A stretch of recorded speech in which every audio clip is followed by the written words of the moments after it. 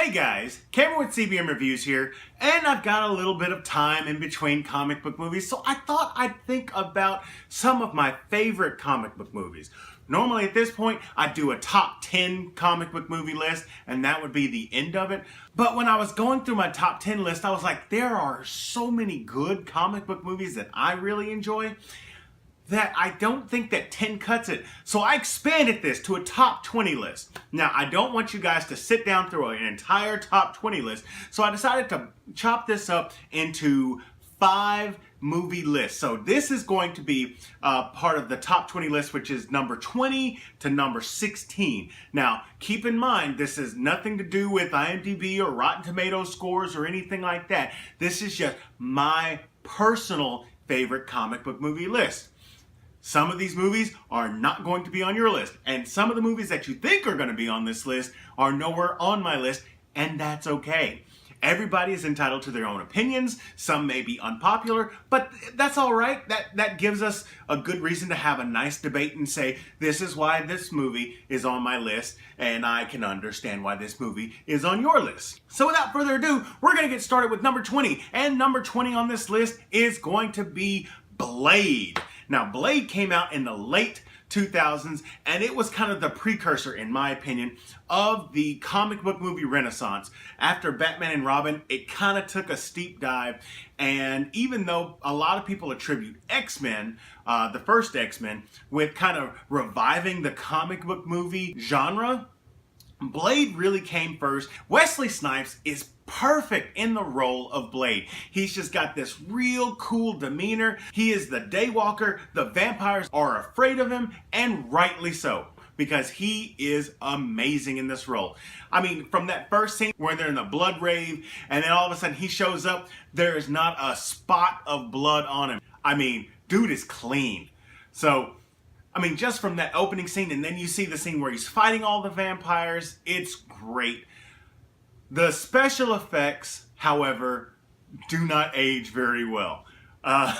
It definitely kind of looks ugly, especially towards the end of the movie. And Deacon Frost, who is the main bad guy in this, really doesn't impress me all that much. For him to become what he does become at the end of the movie, he's still taken down pretty quickly. And then the one-liner at the end is one of the worst, which is why it ends up at number 20.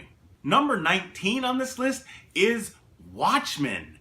Yeah, Watchmen came out in the late 2000s, and it was directed by Zack Snyder. And this was one of the most faithful adaptations to a comic book or graphic novel that we've seen in cinema. There were a couple of changes, but literally, like, the script is the same, the framing is the same, the settings are the same. It's really well done. It doesn't leave you with too many surprises, but the fight scenes look great.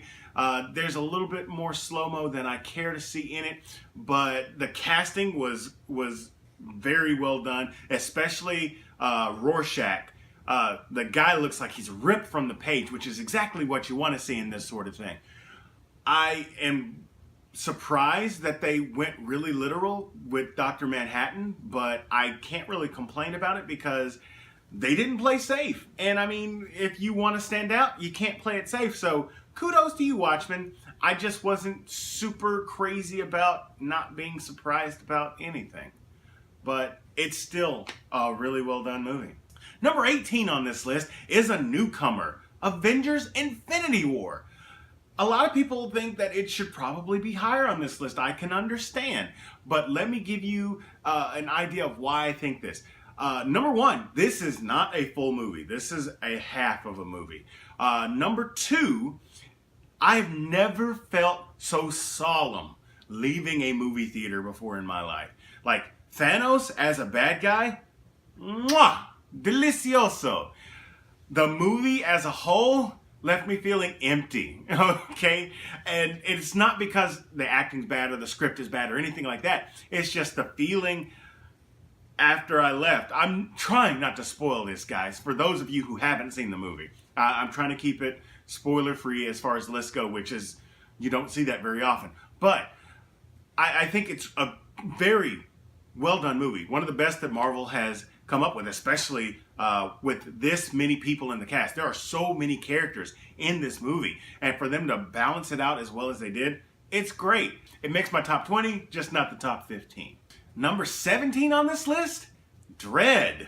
Yeah, why didn't this movie get a sequel?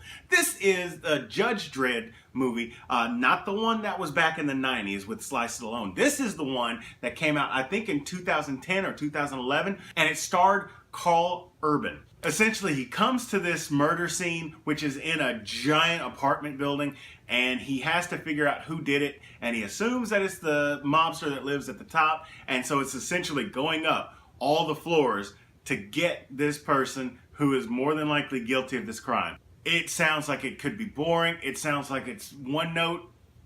It's entertaining as heck. It is truthful to the character, and I was very much entertained throughout the entire thing. There is slow-mo in this, but it's not Zack Snyder slow-mo. It's...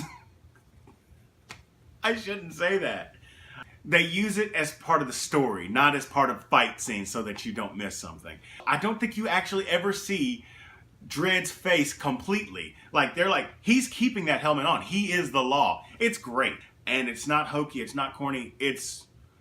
If you haven't seen this movie, you need to put it on a watch list. And last on this particular video, we've got number 16. And number 16 is X2 X-Men United. I was going through this list and I had it a little bit higher up, but it doesn't hold as much for me as it might for some other people. But there are some good things about this movie. For sure, it made the list. If there weren't good things about it, it wouldn't be on there. Number 1, Nightcrawler. That Nightcrawler, man. The opening scene is one of the most amazing, spectacular scenes from an opening of a comic book movie or any movie. It holds up to date. If you haven't seen it, watch it. It is great. It definitely captivates you right off the get-go. And then it slows down a little bit. And there are some Wolverine hair scenes, but there's still some good fight scenes. We actually see Wolverine use his claws in a tactical situation whenever the mansion gets invaded. And then there's also the scene with the cops and then Magneto and them join up, and it's so well done. I just wish that there were more X-Men movies like this because they're good, but they're also disappointing. This one was good and was not disappointing.